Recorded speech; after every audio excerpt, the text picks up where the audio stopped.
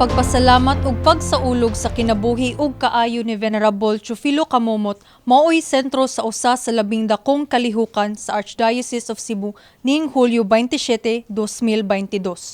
Gipahigayon sa Santa Teresa de Avila Chapel, Valladolid, Carcar ang selebrasyon human hingpit na nga nahimong venerable si Kamomot ni adtong Mayo 21. Usa ka solemn thanksgiving and promulgation of the decree of heroic virtues of Venerable Teofilo Kamomot ang gipasayugdahan sa Archdiocese.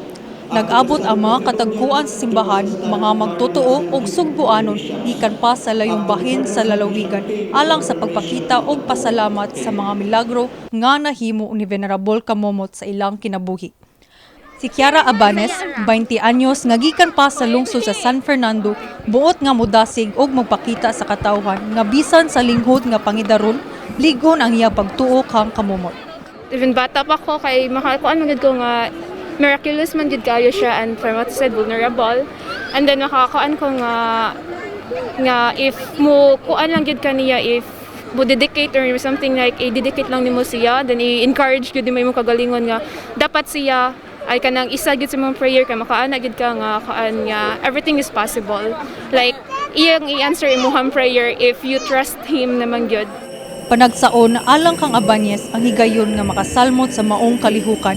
Hinungdan nga bisan sa kadaghang buluhaton, mituyo siya sa pagtambok. Samtang mapasigarbuhon ang lumad nga molupyo sa Carcar nga si Candy Villahermosa nga gikan sa ilang dapit ang usa sa posibleng mahimong santos nga mao si Venerable Kamomot. Dako na kani kahigayunan, labi na kami nga taga Carcaranon nga maka-attend mi dinhi sa pagsaulog sa iyahang pagka-venerable. Kay daghan kaayong mga grasya gyud nga dawat namo kanunay, labi na siya Carcaranon, lumad Carcaranon nga kami sab Carcaranon. Kapin sa 5,000 ka mga magtotoo ang mitambong sa solemn thanksgiving and promulgation of the degree of heroic virtues of Teofilo Kamomot dinhi sa St. Teresa Chapel sa Dakbayan sa Carcar. Bata man o edaran, nag-abot alang sa pagpadangat sa tagsa-tagsa nila ka pangaliya ug pasalamat kang Venerable Kamomot. Ang kainit sa adlaw karong adlaw mausab ang kainit sa ilang paghangop sa dakong kalihukan. Samtang human malampuson nga mipasar sa board exam si Angeli Llanos, alang niya ang pagboluntaryo isip asyeret sa maong kalihukan, pagpakita sa iyang pagpasalamat kang Venerable Teofilo Kamomot. Pag board exam kay usa sa akong gipangayon ni Monsignor kay dire ko nag kanang nagsigampo niya, dire ko nagsipangamuyo niya nga unta makapasar ko sa board exam, and then finally kay I made it nga nakapasar ko sa board exam. So usa to sa pinakadakong grasya nga akong gipangayo niya then iyang gigrant. Gisugdan ang kalihukan pinaagi sa Conference of the Process of Beatification and Canonization of Saints nga gipanguluhan ni Reverend Father Samson Siloriques, usa ka Rome-based Augustinian friar ug postulator for Archbishop Kamomot's cause for sainthood. Gisundan kini sa solemn Thanksgiving Mass kung asa si Archbishop Charles John Brown, ang Apostolic Nuncio to the Philippines, ang main celebrant, kauban si Archbishop of Cagayan de Oro, Jose Cabantan. Ang sentro sa kalihukan misunod dayon human sa Santos nga Misa. Mao kini ang pagbasa sa decree sa pagka-venerable ni Kamomot nga gipanguluhan ni Cebu Archbishop Jose Palma. Let the decree on recognition of the virtues of Venerable Teofilo Kamomot, promulgated by the Congregation of the Causes of Saints in the Vatican, as mandated by the Holy Father Pope Francis last May 21st, 2022, be read.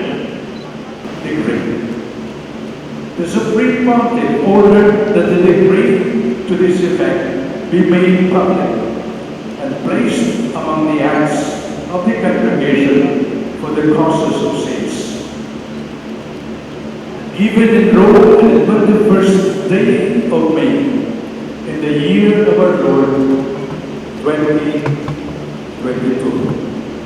Signed, Marcellus Cardinal Seminarum Prefectus, and signed, Fabulus Fabelli, Archiepiscopus Titularis, Valesco Dunensis, Secretary.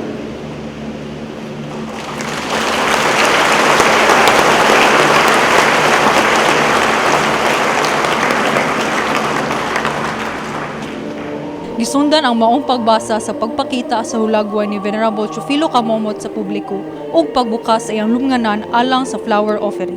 Mismo ang Apostolic Nuncio to the Philippines, Archbishop Charles John Brown, ang mibendisyon sa lumnganan ni Venerable Camomot. The souls of all the faithful departed, rest in peace. May the God, which is beyond all understanding, keep your minds in the knowledge and the love of God, and our Lord Jesus Christ. Hapsay ang nahimong kalihukan sa dakbayan sa Karkar nga matud pa ni Karkar City Chief of Police Arjulito Cabagnot usa ka gasa gikan ni Venerable Camomot. Unya pasalamaton ta ni Father Camomot kay gimilagruhan gyud ta karon nga wa gyoy insidente nahitabo hapsay. Si Archbishop Teofilo Camomot usa ka pari nga gipanganak sa Karkar ni adtong Mayo 3, 1914. Giordinahan isip pari sa Archdiocese of Cebu ni adtong 1941 ug nahimong auxiliary bishop ni adtong 1955 sa Haro, Iloilo. Miserbisyo usab siya og 12 ka tuig sa Archdiocese of Cagayan de Oro so wala pa mibalik dinhi sa Karkar alang sa pagpadayon og serbisyo isip parish priest sa iyang lugar nga natawhan.